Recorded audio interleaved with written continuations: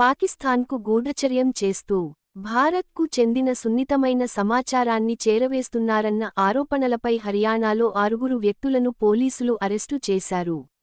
వారిలో ఒక మహిళా యూట్యూబర్ కూడా ఉన్నారని శనివారం వెల్లడించారు. వీరంతా పాక్ నిఘా సంస్థ ఐఎస్ఐకు చెందినవారితో తరచూ సంప్రదింపులు జరుపుతున్నారని, శత్రుదేశానికి సున్నితమైన సమాచారం చేరవేస్తున్నారని తెలిపారు. ఆ 6గురిని హర్యానాలోని వివిధ ప్రాంతాల నుంచి అదుపులోకి తీసుకున్నారు.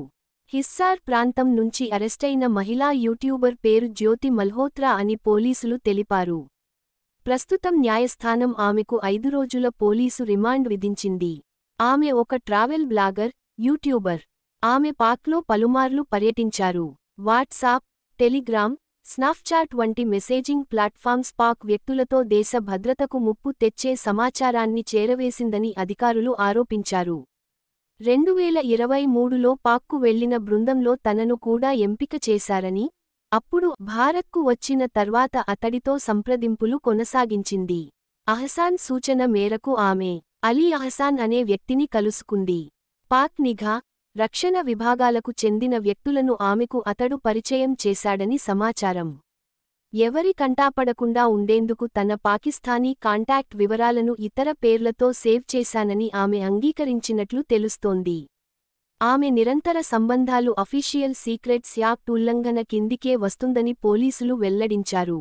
ఆమె పంపిన సమాచారం, ఇతరుల ప్రమేయం గురించి అధికారులు ఆరా తీస్తున్నారు.